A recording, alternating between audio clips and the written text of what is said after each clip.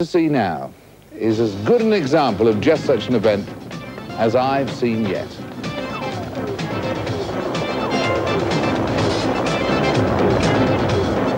We're travelling up the west coast of Norway. We've just reached the Trollveggen, which is the largest cliff face in Europe, and is going to be the site for our assault on the world base jumping record.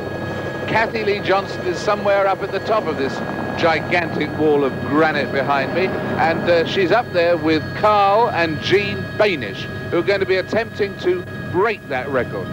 So Kathy Lee, if you're receiving us, will you come in right now and tell us what on earth you're doing up there?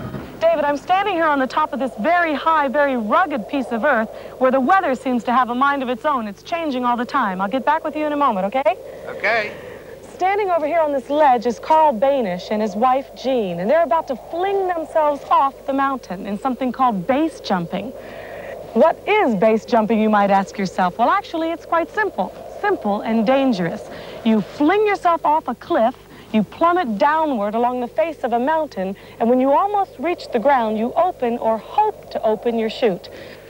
Carl, Jean, can you come over here a minute? You might ask yourself what's so special about this, because people jump out of airplanes all the time, but there's a basic, simple difference.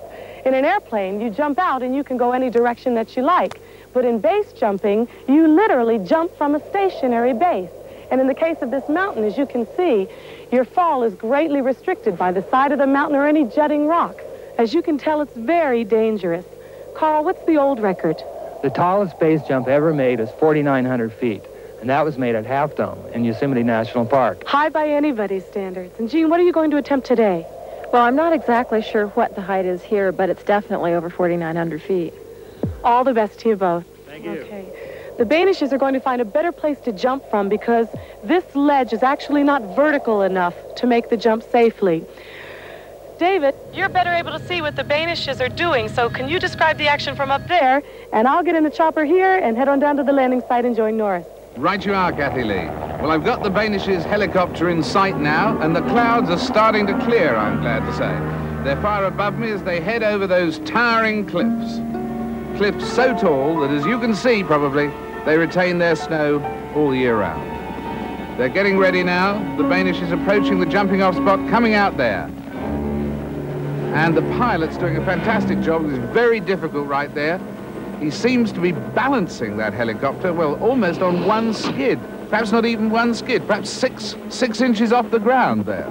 There he goes, lifting off. And it's time now for us to try and get round into a good position for the jump itself.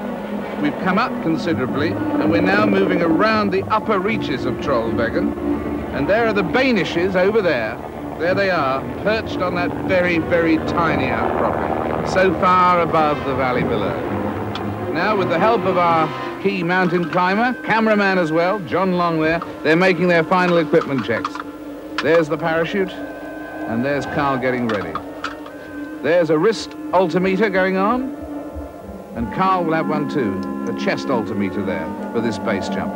Base, B-A-S-E, stands for B, buildings, A, aerials, S, spans or bridges, and E, earth, meaning cliffs like this one, the most dangerous jump of all.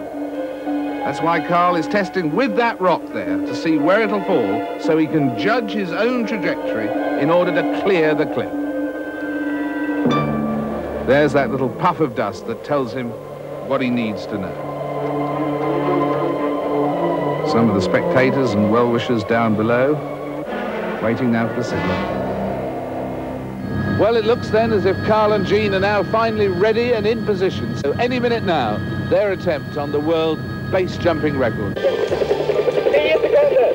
Are you ready? 5, 4, 3, 2, 1, go! And there they go. 120 miles per hour, trying desperately all the time to avoid that rock face. Looks like Superman there, doesn't it? But this is for real. On the way down, clearing the rock face, chute opens there. The chute opens there. That means they're clear.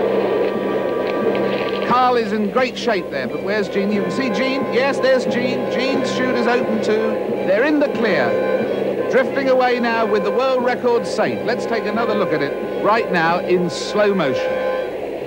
There's Jean, as seen from Carl's camera. Slow motion, remember, she's not really floating quite like that. And there's Carl, as seen from Jean's camera. And that's the way the rocks looked to Carl.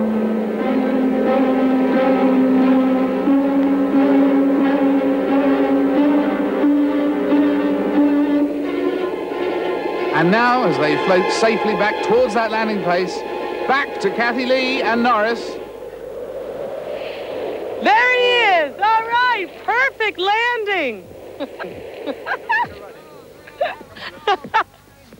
All right, you did! Yeah. Terrific, congratulations! Thank you very much. How did it feel? It was exciting. Was it? Wow. Wow. That's a jump of a lifetime. Yeah. To see that wall rushing by, man, we loved it. Well, let's get your wife here to join you. Boy, did you see how much lift this big parachute has? Yeah. I was staying up forever. Well, listen, just by landing safely, that means you have set now a new world's record for base jumping. Norris, do you have the exact figures? Well, it's difficult to get the exact figures, but that was absolutely fantastic. At least 400 feet further than any other base jump in history. And the speed, because you deployed so late, it was like flashing through a 20-story building in 1 second. To analyze it accurately, we'll have to see a replay. Let's look at that replay right now. The precarious perch there from which they jumped is 5,350 feet. The spot where they landed was 50 feet above sea level, making for a jump of 5,300 feet, breaking the former record by 420 feet, and thus establishing the first mile-high base jump. Carl later explained to Kathy Lee what made them do it.